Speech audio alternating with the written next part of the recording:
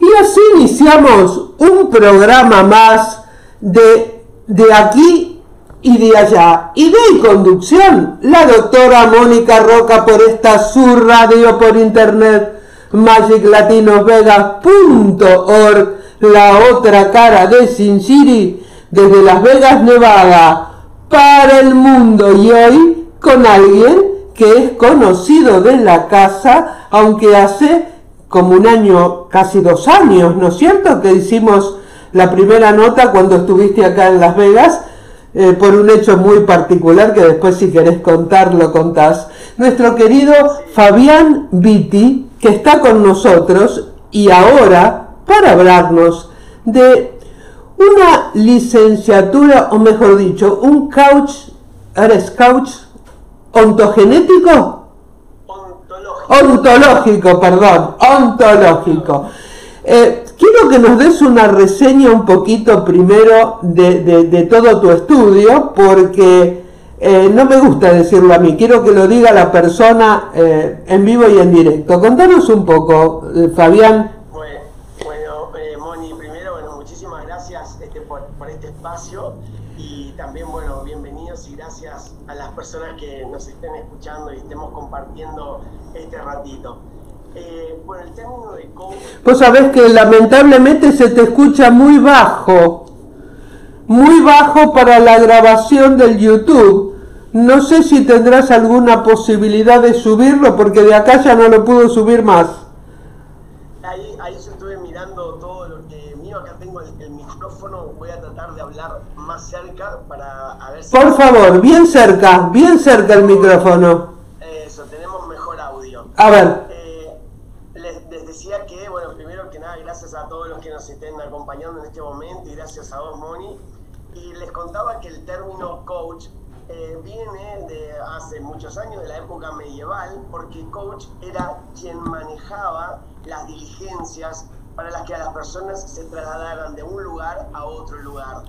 Entonces el coach no decidía a qué lugar llevar a las personas, simplemente el coach era como un medio que facilitaba ese traslado de un lugar al otro.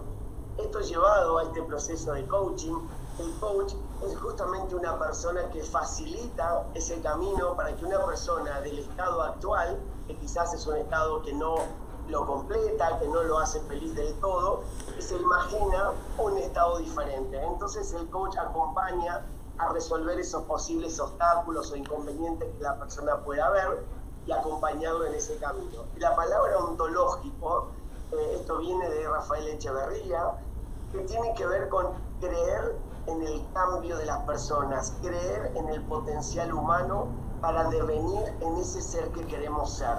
Es decir, que si yo, por esas cosas de la vida, que son completamente inmanejables, hubiera nacido en Argentina, pero yo deseo vivir en Miami, mi destino no está condenado a quedarme en Argentina y ser el hijo quizás de un albañil como lo fue mi papá. Entonces yo, a partir de las acciones, a partir de remover creencias que pueda tener, de sesgos, puedo estudiar, puedo capacitarme y puedo decidir irme a vivir a Miami y puedo devenir en ese estado deseado. Por eso que creemos en el cambio, en la transformación de las personas a través del aprendizaje y de las acciones. Eso es ontológico. Y hoy por hoy, por suerte, en este mundo tan diverso, como vemos cada vez plasmarse más que personas hasta devienen en un ser completamente distinto al que les tocó nacer, como puede ser la gente trans, LGBT, digamos, las personas hoy eligen ser lo que quieren ser con total libertad y en busca de esa felicidad. Y eso es ontológico. Vos me hablabas de que en esto tiene mucho que ver la emoción, ¿no? Que uno habla de las emociones, pero no saben de dónde vienen las emociones, qué hacen las emociones. ¿Qué es una emoción, Fabián? Bien, una emoción es una reacción física que tenemos nosotros, y así como está el sistema cardiorrespiratorio, el sistema digestivo, nuestro ser humano está compuesto también del fenómeno de la emocionalidad. Entonces esa emoción, que es inconsciente, involuntaria, esa emoción, decimos, se detona, tiende a advertirnos de una situación en particular y pedirnos que le prestemos atención a esa emoción porque nos está alertando de algo. Y desde la creación del ser humano, las emociones están para cuidarnos. Son valiosas señales que están para cuidarnos. Así como nos cuida el sistema respiratorio, como nos cuida el sistema inmunológico, las emociones están para cuidarnos. Y lo interesante de esto es que la emoción es una reacción, es involuntaria, es inconsciente. Es algo que se nos dispara frente a una situación X. Sí, Moni, perdón, acá me están diciendo quienes están siguiendo el programa que a mí no se me escucha. Es lo que te estoy diciendo, sale muy bajo, lamentablemente. Porque acá ya hemos subido todo el volumen. Voy a probar A ver. con otro dispositivo, perdón, A ver. A ver ahí si mejora un poquito. Ahí. ¿Es un poco mejor? Ahí se escucha un poco mejor. Ahí se escucha un poco mejor, sí. Buenísimo, entonces. Bueno, les contaba entonces que las emociones son una reacción física y biológica, y lo que es más importante de reconocer que esa reacción es involuntaria. Si yo interpreto una determinada situación y esa situación me enoja, el enojo es inevitable. Lo que puedo hacer después es qué hago con el enojo que tengo. Y eso tiene que ver con esa parte de la inteligencia emocional que se trabaja también desde el coaching. ¿Qué pasa con el miedo? Bueno, el miedo es la emoción, decimos ontogenia, porque es la primitiva emoción del ser humano. Y como decíamos que las emociones están para cuidarnos, el miedo lo sentimos para prevenirnos de algo que puede amenazar nuestra existencia, nuestra integridad. Por eso es la emoción más primaria, porque tiene que ver con la preservación de nuestra especie como seres humanos. El miedo nos advierte de un peligro que atenta ni más ni menos que con nuestra integridad. Por eso es primaria. Esa emoción está radicada en nuestro cerebro más primario, que es el cerebro reptilíneo. Y justamente aprender del miedo nos ayuda a preservarnos. ¿Qué pasa cuando el miedo nos paraliza y nos deja frisados? Justamente, como decíamos, que las emociones son valiosas señales. Entonces, cuando yo siento miedo, no tengo que cuestionarme por qué siento miedo. El miedo se detonó porque es una emoción, lo decíamos, involuntaria. Ahora, la respuesta a eso es preguntarme por qué siento miedo, y ahí me va a llevar a esto de paralizarme. ¿Por qué? Porque el paralizarse me permite atender qué cosas están sucediendo a mi alrededor, en mi entorno, que me detonaron el miedo. Entonces, me paraliza para que yo no haga ningún movimiento que pueda llegar a ser perjudicial para mi integridad. Entonces, pensémoslo desde el hombre primitivo, ¿no? Claro. Y a lo mejor una bestia enorme se quedaba congelado y trataba de analizar, que ahora vamos a ir viendo qué es eso, qué hacer en esa situación. Pero la primera respuesta a la emoción del miedo es quedarnos quietos. Pero, ¿qué pasa, por ejemplo, cuando tenés un accidente de carro y de golpe esa parálisis hace que no te puedas sacar el cinturón de seguridad y salir corriendo? ¿Qué pasa? Qué interesante esto que decís del salir corriendo, porque el miedo tiene esas dos respuestas. El quedarnos paralizados para comprender qué pasa y darle lugar a que la razón empiece a darnos respuesta, o la otra es salir corriendo, como es el famoso dicho de que el soldado que huye sirve para otra guerra. Claro, porque lo que intenta el miedo es advertirnos de un peligro que va a amenazar nuestra integridad. Entonces, en un accidente de carro, claramente puede estar amenazada nuestra integridad, porque podemos haber sido golpeados, lastimados, no entendemos qué grave es lo que ha sucedido, simplemente sucedió algo que nos provocó miedo para paralizarnos.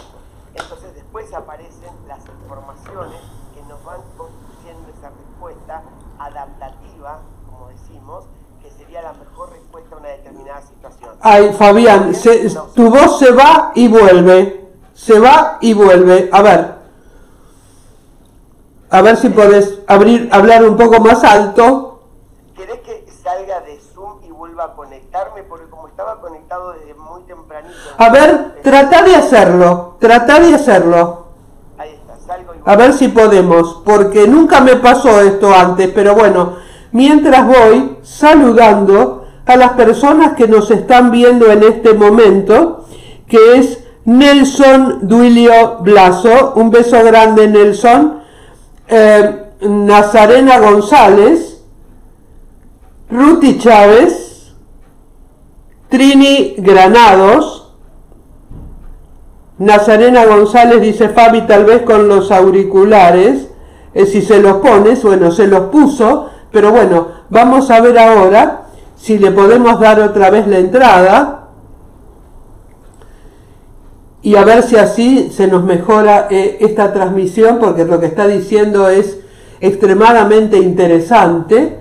A ver si cuando sale ahora, ustedes saben que cuando uno va en vivo y está haciendo estas cosas se corren los riesgos de que nos pase esto con el audio, con el video, a ver que lo admitimos acá y lo admitimos otra vez, a ver si ahora, a ver ahora. A ver ahora si se conectó mejor. Bueno, está un poquito más alto, sí, a ver. Bueno, vamos. Vamos de nuevo, si no, ¿cuándo te tenemos por acá y le hacemos de nuevo? No, ojalá pueda ir a fin de año, ese es mi objetivo, para ir a visitarlos y estar con ustedes. Ok, así te lo hacemos. Bueno, seguimos contando esto. La gente me está diciendo que es desde mi transmisión, pero mi voz sale bien. Es lo tuyo que está bajito. La mía sale con un vozarrón espantoso. Pero bueno, dale. Bueno, entonces hablábamos esto, ¿no? De que en un accidente puede estar peligrando mi integridad, por eso deviene el miedo. Como también cuando siento un ruido, una explosión que no entiendo bien de qué se trata, digamos, no es algo habitual, la primera emoción que se va a detonar frente a algo desconocido y que es importante, va a ser el miedo, justamente para que interprete qué sucede y pueda cuidar mi integridad, pueda preservarme. ¿Cómo se desarticula? ¿Cómo se cura? Acá preguntan, un miedo. ¿Se cura un miedo? ¿Se desplaza un miedo? ¿Cómo se hace? Bueno, en realidad las emociones están y cuando aparecen hay que atenderlas. Yo siempre pongo esta metáfora con, por ejemplo, el indicador del tanque de gasolina, dicen ustedes, ¿verdad? En el auto, cuando el combustible del auto. Sí. Entonces, cuando la luz de indicador de combustible del auto se enciende, eso quiere advertirme de que queda poco combustible, poca gasolina en el tanque. Con lo cual, la respuesta adaptativa a ese estímulo, ya hemos aprendido que es ir a cargar nafta o gasolina para poder seguir. Si no atendemos a esa señal, el problema se va a terminar agravando, que es que me voy a quedar con el carro detenido en cualquier carretera porque quedó sin combustible. Entonces la emoción es lo mismo, el miedo se detona, el miedo no es el problema, el miedo es una valiosa señal que me está advirtiendo de un problema subyacente. Si yo lo ignoro ese miedo, no lo atiendo, trato de distraerme con otras cosas, seguramente el problema se va a terminar agravando. Entonces, perdón. ¿Sí? Una pregunta, ¿el miedo es parte de algún tipo de estructura como por ejemplo la depresión? Qué buena pregunta, Mónica. El coaching ontológico nos ayuda a atender el fenómeno de la emocionalidad, pero una depresión ya es un diagnóstico y todas estas herramientas, todas estas distinciones quedan muy humildes para atender algo que tiene mayor complejidad. Para eso siempre decimos una cosa, esto es como primeros auxilios, es la curita o el alcohol desinfectante ante una herida, pero si la herida requiere de suturación, tengo que ir a un profesional. Entonces, el miedo lo podemos atender con estas herramientas. Ahora, un ataque de pánico, ya tengo que ir a un psicólogo, a un psiquiatra, a un médico especialista, porque ya se trata de una enfermedad, una patología. Con esto yo puedo atender el enojo, pero de pronto la ira, la violencia, el maltrato, ya es otro tipo de ayuda a la que yo necesito recurrir. Acá Duilio me está diciendo que hay una interferencia en el Facebook, pero bueno, como lo estoy grabando en el YouTube y después lo subo, los que no lo pueden escuchar bien en el Facebook después lo subo del YouTube al Facebook para que lo puedan escuchar mejor, porque no sé cómo arreglar esto, lamentablemente. Seguí entonces, por favor. Sí, no hay problema, después pasamos el link para YouTube. Entonces, por eso, Moni, esto es importante que cada coach, si tiene una situación con alguna persona, un coachee, pueda determinar en qué grado está trabajando sobre las emociones o cuando está pasando por algo que es más complejo. Entonces, por ejemplo, la tristeza es una emoción, ya la depresión no es más una emoción. Eso es una emoción que no fue atendida seguramente o gestionada adecuadamente y derivó en algo más complejo. ¿Qué pasa cuando la persona vive permanentemente con miedo y con ansiedad? Bien, vos sabés que hay un dicho de Epicteto, que es un filósofo griego del año 5 o 6 después de Cristo. Miren desde qué fecha ya Epicteto decía que las personas no estamos enojadas o tristes por los problemas reales, sino por lo que nos imaginamos acerca de los problemas reales. Entonces, eso tiene que ver con qué está pensando la persona en ese momento, cómo está interpretando lo que le acontece, y ahí va a estar derivándose la emoción asociada. Por ejemplo, la pandemia, contexto de pandemia. Algunas personas lo pueden interpretar desde el miedo, desde la angustia, desde el caos. Y si lo interpretan desde ese lugar, la emoción asociada va a ser disfuncional con total seguridad. Pero otras personas, ante la misma situación, lo ven quizás como una oportunidad, encuentran manera de cuidarse y seguir adelante, de una mirada optimista, con lo cual la emoción que se deriva de esa forma de pensar y de interpretar va a ser completamente diferente. Alguien dijo una vez que si vivís en el pasado tenés depresión y si vivís en el futuro tenés ansiedad. ¿Por qué nos cuesta tanto a los seres humanos vivir en el presente? Uy, eso es interesante. Bueno, a nuestra mente le encanta divagar del pasado al futuro, del futuro al pasado, y poco le gusta a nuestra mente posarse, relajarse en el momento presente. Por eso tenemos que recurrir a técnicas como técnicas de meditación, mindfulness, que nos ayuden a dominar esa mente y ubicarla en el presente, pero lo tenemos que hacer de manera consciente, ¿no? Por ejemplo, relajarme y pensar en mi respiración, eso me centra en el aquí y ahora, porque la respiración está ocurriendo aquí y ahora. Pero como la mente va al pasado, seguramente del pasado va a traer remordimientos, arrepentimientos, situaciones de frustración, algo que me hubiera gustado hacer pero no lo hice, y el pasado está clausurado. No tengo manera de volver atrás y cambiar algo que haya hecho o algo que me hicieron y no puedo perdonar. Y de ahí salto al futuro, y como bien decís vos, Moni, en el futuro encuentro ansiedad, algo que quiero que ocurra y no ocurre. El miedo es una emoción situada en el futuro, porque las personas que decimos, tengo miedo a que me roben, lo cierto es que no me están robando. Tengo miedo a enfermarme, pero lo cierto es que ahora no estás enfermo. Tengo miedo a que me falte plata, pero ahora no te está faltando nada. Entonces, eso es en el futuro. En el futuro la mente trae estas cuestiones de emociones que son disfuncionales. Por eso que digo, la emoción no es el problema.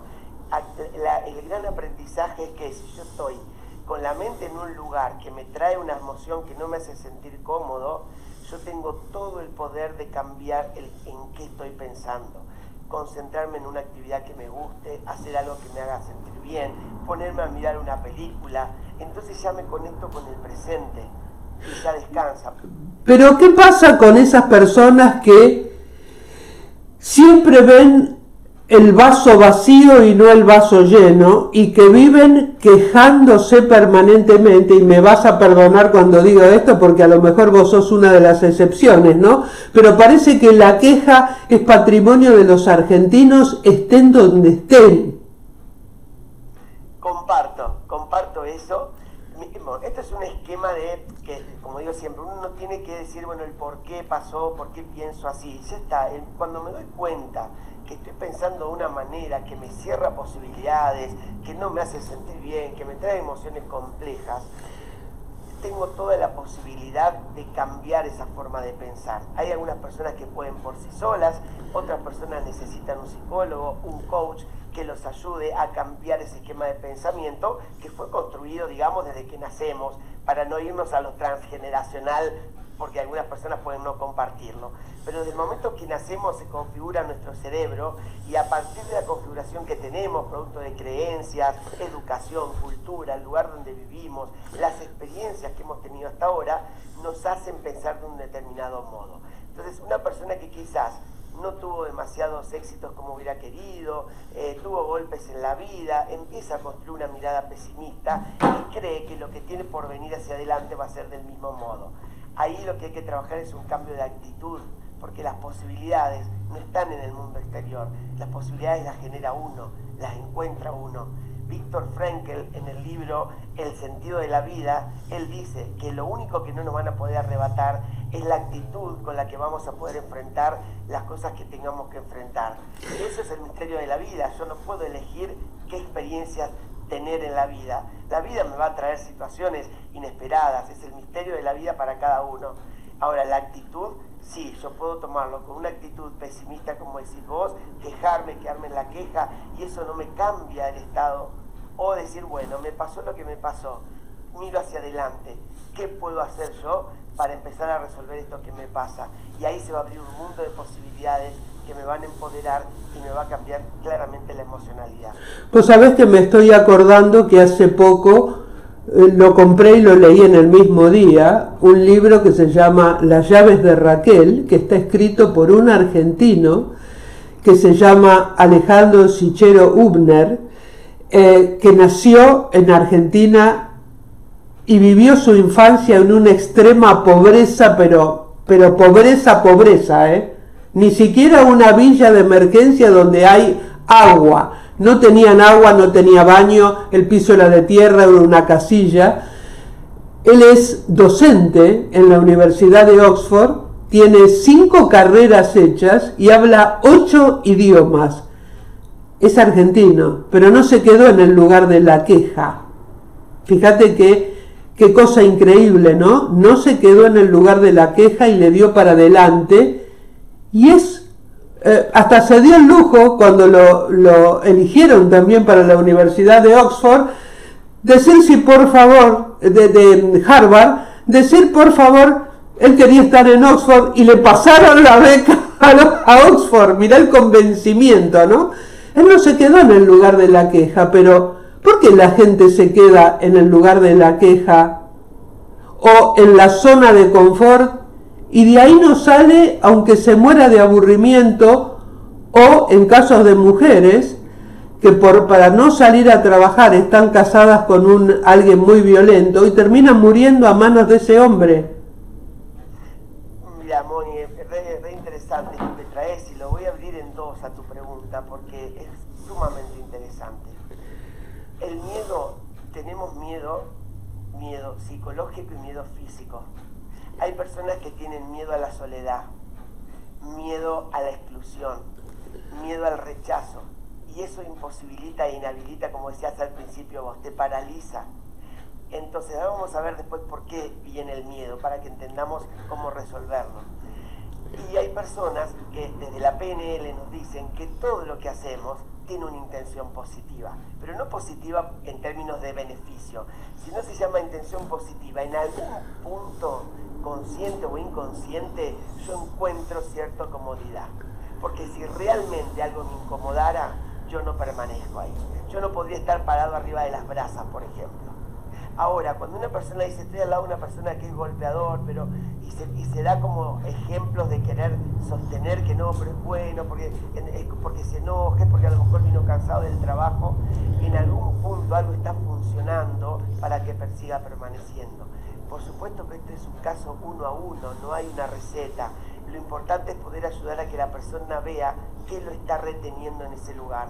Hay otras que te dicen, no, yo quiero un cambio en mi vida. Bueno, pero ¿Qué podés hacer mañana que te conduzca a ese cambio? Y como decimos, Moni, no hacer nada, estar en la zona de confort. Bueno, en algún punto hay una intención que se está satisfaciendo con ese comportamiento.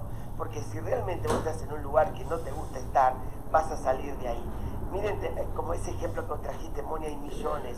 Yo me recuerdo Billy Elliot, que era un bailarín de Inglaterra, que en la época donde era muy machista, toda la cultura tremenda, él quería ser bailarín y el papá lo llevaba a jugar fútbol con los chicos de su edad. O practicar box de prepo. O practicar box de prepo, y él se escapaba porque su pasión más profunda era la danza, y escuchó esa pasión y rompió barreras, se enfrentó, se arriesgó y terminó siendo un bailarín famoso y exitoso.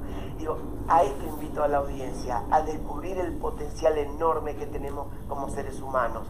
No vinimos a esta vida para ser infelices, es una elección, y ahí donde podemos ayudar a las personas cuando por sí solos no lo pueden ver, viven, como decís vos, en la queja, viven en la imposibilidad, viven en el conformismo.